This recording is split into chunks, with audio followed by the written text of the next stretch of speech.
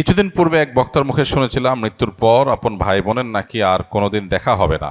এখন আমার জানার বিষয় হচ্ছে এই কথাটি কতটুকু সত্য, আর যদি সত্য হয়েও থাকে তাহলে কেন? রাসূল সাল্লাল্লাহু আলাইহি ওয়াসাল্লাম তো বলেছেন, যার সাথে যার মহব্বত তার সাথে তার কিয়ামত। প্রথম কথা হলো যে এটা সঠিক কথা না। যদি কোনো বক্তা বলেও থাকেন যে মানুষ মারা যাওয়ার পরে তার ভাই বোনের সাথে দেখা আর কোনোদিন হবে না, এটা সঠিক কথা না।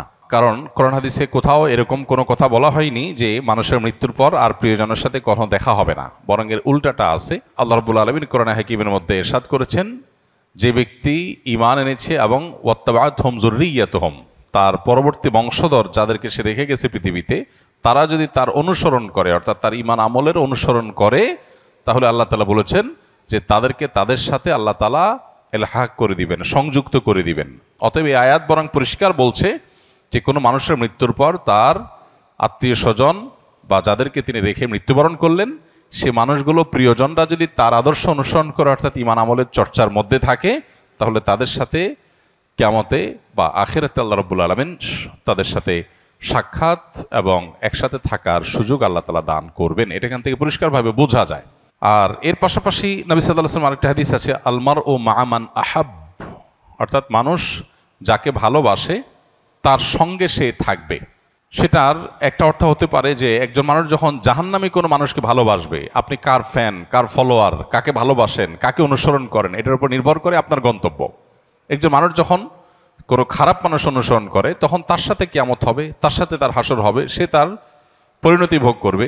আর কেউ যখন কোনো জান্নাতি মানুষকে ভালোবাসে, জান্নাতি মানুষের অনুসরণ করে, তখন সে তার সাথে জান্নাতে থাকার সুযোগ লাভ করবে। এখান থেকে পরিষ্কারভাবে বোঝা যায় যে কোনো বক্তা যদি এরকম কথা বলেও থাকেন তাহলে এটা সঠিক না। তবে হ্যাঁ, কিয়ামতের পর একজন মানুষ তার প্রিয়জনের সাথে তার সাক্ষাতের সুযোগ হবে না, বা গন্তব্য পৃথক হবে, যখন একজন জান্নাতি হবে আরেকজন জাহান্নামী হবে। এখন প্রশ্ন হলো যে আমার ভাই, আমার মা, আমার বাবা, আমার সন্তান কেউ যদি বেঈমান হয় আর সে যদি জাহান্নামী হয়, আর আমি যদি জান্নাতি হই, তো জান্নাতে তো আমার সুখ হবে না, আমার তো মনে কষ্ট থাকবে যে আমার প্রিয়জন জাহান্নামে। তো জান্নাতে তো কারোর কোনো কষ্ট থাকার কথা না।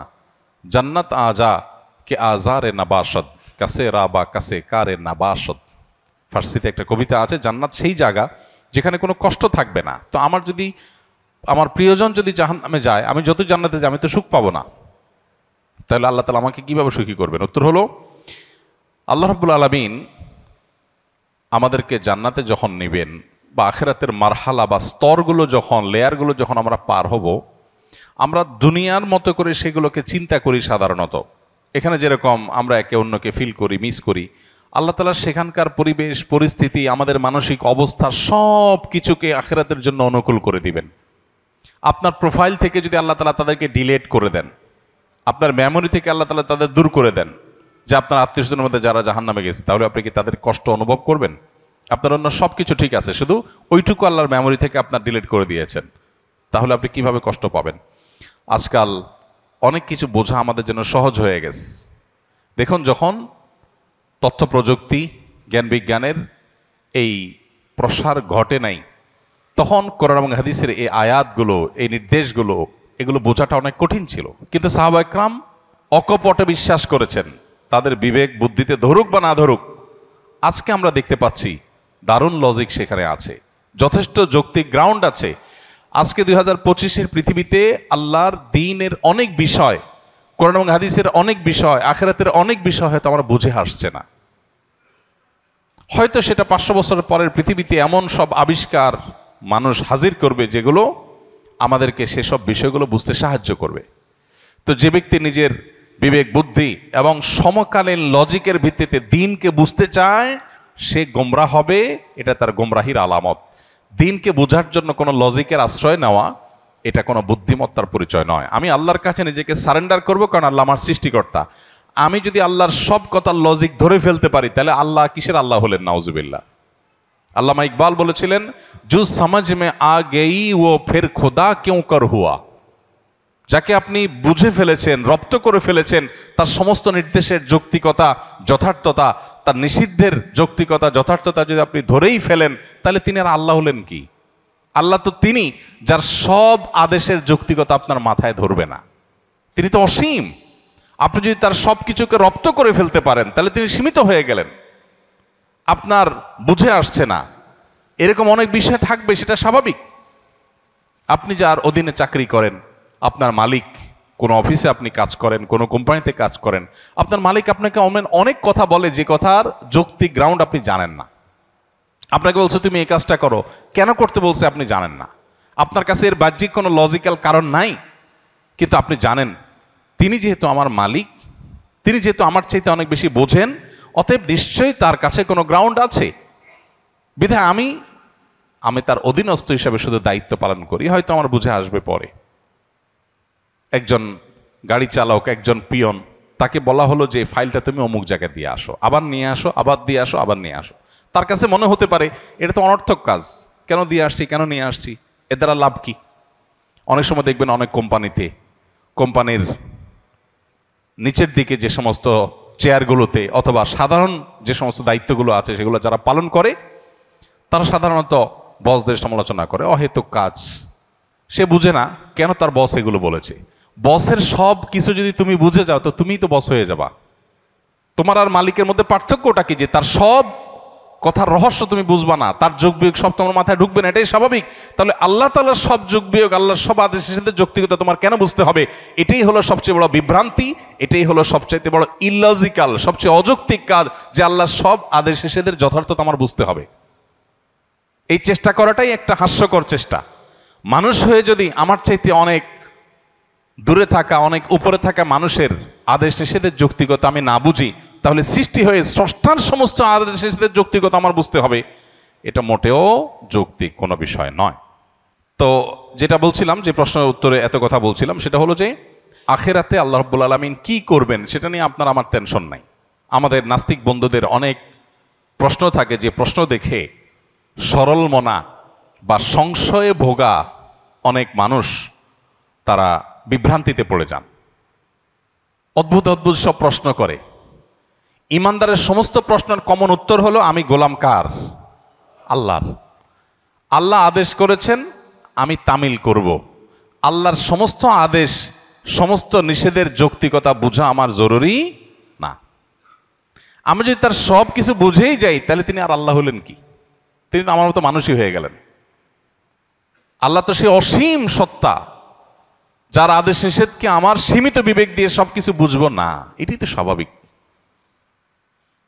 অতএব আখেরাতে কিয়ামতের দিন আল্লাহ তাআলা কিভাবে, আমার আত্মীয় স্বজন কেউ যদি জাহান্নামী হয়, আমি যদি জান্নাতি হই, তো আল্লাহ আমাকে কিভাবে সুখ দিবেন, এটা নিয়ে আমার টেনশন নাই। সুখ কিভাবে দিবেন এটা আল্লাহর কাজ, আমার টেনশন না করলেও চলবে।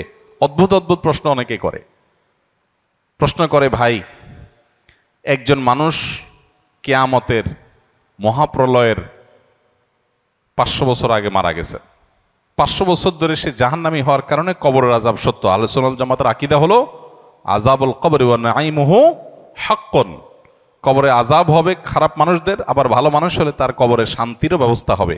তার লাশ মাটির সাথে মিশে পচে গলে যেতে পারে আপাত দৃষ্টিতে, কিন্তু ওই তার ধ্বংসাবশেষ, তার যে মূল উপাদান, সেটাকে আল্লাহ তাআলা শান্তি দিবেন। দেখতে দেখা যাবে মাটি, সে মাটি হয়তো কষ্ট ভোগ করছে বা সুখ ভোগ করছে, এটা আমরা অনুভব করব না। আজকের পৃথিবীতে এটা তো বোঝা খুব সহজ। আজকের পৃথিবীতে এরকম বিষয়গুলো বোঝা একেবারেই সহজ। তো এই বিষয়টা সত্য। এখন প্রশ্ন হলো, যে ব্যক্তি কিয়ামতের 500 বছর আগে মারা গেল, তাকে আল্লাহ তাআলা 500 বছর ধরে কবরের শাস্তি দিচ্ছেন। আরেকজন কিয়ামতের ঠিক আগের দিন মারা গেল, যেদিন কিয়ামত তার আগের দিন মারা গেল, তার শাস্তি দিন আল্লাহ তাআলা একদিন। এখন নাস্তিক ভাইদের প্রশ্ন হলো যে, ভাই মনে করেন দুইজন একে অপরাধে মারা গেছে, সমান অপরাধী হয়ে মারা গেছে। একজন 500 বছর ধরে শাস্তি পাইছে কবরে, আরেকজন মাত্র একদিন পাইছে, এরপর তো কিয়ামত হয়ে গেছে, আর কবরের শাস্তির সুযোগই নাই। তাহলে আল্লাহ তাআলা এখানে ইনসাফ কেমনে করবেন? আল্লাহ কিভাবে ইনসাফ করবেন, এই টেনশন তার মাথায় ঢুকছে। আল্লাহ রাব্বুল আলামিন ইনসাফ করবেন, দ্যাটস ইট।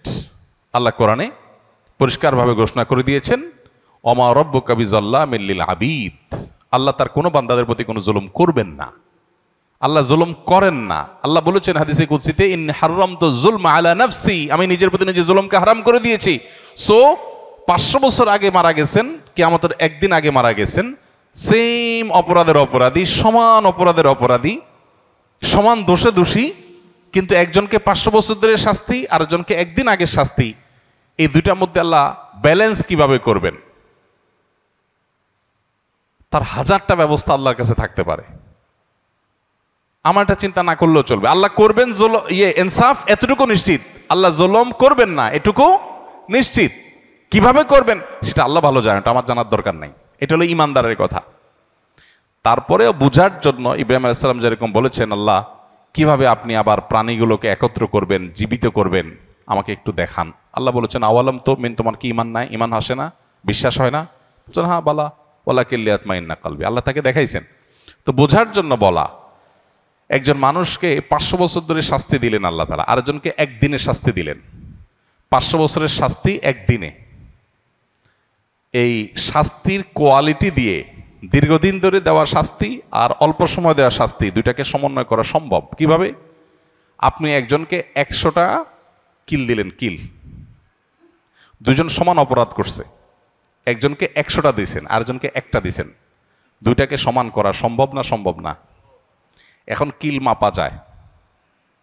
এখন মানুষ কতটা জোরে আঘাত করেছে এটাও মিটার দিয়ে কি করা যায়? মাপা যায়। আপনি একজনকে ছোট ছোট করে 100টা কিল দিলেন, যে পরিমাণ কষ্ট পাবে, আরেকজনকে একটা বড় করে একটা দিলেন, সমান করা সম্ভব কি সম্ভব না? হ্যাঁ, 1000 কিল আর একটা কিল সমান করা সম্ভব কি সম্ভব না? হাতুড়ি দিয়ে এমন ভাবে জোরে দিলেন যেটা একদম নাই হয়ে গেল দুনিয়ার থেকে। আরেকজনকে 10,000 কিল দিলেন। তো এই দুইটার মধ্যে যদি ব্যালেন্স করা সম্ভব হয়, তাহলে 500 বছর আগে মারা যাওয়া মানুষ আর কিয়ামতের একদিন আগে মারা যাওয়া মানুষের শাস্তির মধ্যে ব্যালেন্স করা কেন অসম্ভব হবে? মানুষ সবকিছু নিজের মতো করে ভাবে, এই জন্য সে ভুল করে। আমি মানুষ, আমার সীমিত শক্তি সামর্থ্য দিয়ে আমি ভাবি, আল্লাহ তাআলা অসীম, অতএব তার দ্বারা অসম্ভব বলতে কিছুই নাই। কিয়ামতের ময়দানের আল্লাহ রাব্বুল আলামিন জান্নাতে আত্মীয় স্বজনকে যেরকম মিলিত করাবেন, আবার জাহান্নামে আত্মীয় স্বজনের রাস্তা ভিন্ন হয়ে যাবে, কিন্তু ভিন্ন হওয়ার কারণে জান্নাতীর কোনো কষ্ট হবে না। সে ব্যবস্থা আল্লাহ করবেন। কিভাবে করবেন আল্লাহ জানেন, কিভাবে করবেন আল্লাহ জানেন। এক লোক প্রশ্ন করেছে, ভাই আমার তো বিড়ি খাওয়ার অভ্যাস আছে, আল্লাহ তো জান্নাতে যা চাইবেন তাই দিবে, তো আমি জান্নাতে বিড়ি খাওয়া ছাড়া তো আমার ভাল লাগবে না।